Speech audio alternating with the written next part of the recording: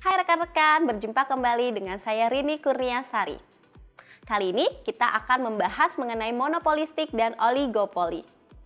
Monopolistik dan oligopoli juga termasuk dalam struktur pasar persaingan tidak sempurna. Apa perbedaan antara monopolistik dan oligopoli? Berikut kita akan bahas. Monopolistik adalah pasar di mana perusahaan dapat masuk secara bebas, masing-masing memproduksi merek sendiri, atau produk yang terdiferensiasi atau ada keunikan sendiri produknya dengan perusahaan pesaing lainnya. Sedangkan kalau oligopoli adalah pasar di mana hanya ada beberapa perusahaan yang bersaing satu sama lain. Serta untuk masuk dalam struktur pasar monopoli ini ada hambatannya. Nah, kemudian kita juga akan membahas mengenai kartel. Kartel adalah pasar di mana beberapa atau semua perusahaan secara eksplisit berkolusi, mengkoordinasikan harga dan tingkat output untuk memaksimalkan keuntungan bersama. Tentu jelas di sini kartel itu sangat merugikan ya, tentunya merugikan konsumen. Contoh perusahaan monopolistik adalah perusahaan yang menjual barang kebutuhan sehari-hari. Contohnya, seperti kita menggunakan sabun. Sabun itu kan banyak ya mereknya, tapi intinya adalah sabun untuk mandi. Nah, misalnya saya menggunakan sabun merek Lux gitu ya. Nah, Lux ini diproduksi oleh Unilever.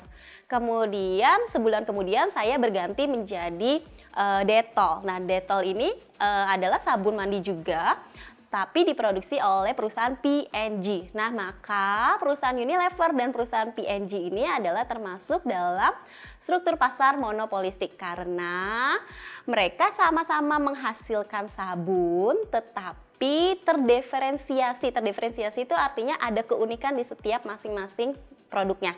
Contohnya kalau Lux itu adalah menghaluskan, kemudian kalau Dettol misalnya anti kuman. Nah, contoh industri oligopoli adalah industri mobil, baja, aluminium, petrokimia, peralatan listrik, komputer, dan lain-lain. Banyak ya contoh perusahaan oligopoli atau mobil di Indonesia.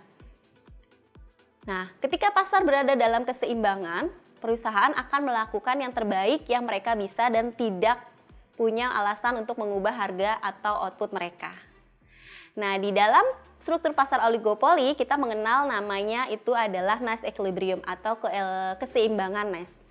Keseimbangan nice adalah keseimbangan dalam pasar oligopoli, berarti bahwa setiap perusahaan ingin melakukan yang terbaik yang dapat diberikan oleh para pesaingnya. Dan para pesaing ini akan melakukan yang terbaik yang dapat mereka lakukan sesuai dengan apa yang dilakukan oleh perusahaan itu. Gitu ya. Jadi keseimbangan ini hanya ingin melihat strategi pesaing dengan strategi perusahaannya. Nah, mereka sama-sama mencari strategi terbaiknya. Di dalam struktur pasar oligopoli, kita juga mengenal dengan struktur pasar duopoli. Duopoli adalah pasar di mana ada dua perusahaan bersaing satu sama lain. Jika ambil contoh di Indonesia, kita sulit menemukannya ya, tapi contoh duopoli ini ada di Amerika. Industri pesawat terbang. Di Amerika itu hanya ada perusahaan duopoli yaitu Boeing dan Airbus. Nah, maka Boeing dan Airbus ini dikategorikan sebagai perusahaan duopoli. Demikian pertemuan kita mengenai monopolistik dan oligopoli. Sampai bertemu di pertemuan berikutnya mengenai eksternalitas. Terima kasih dan selamat belajar.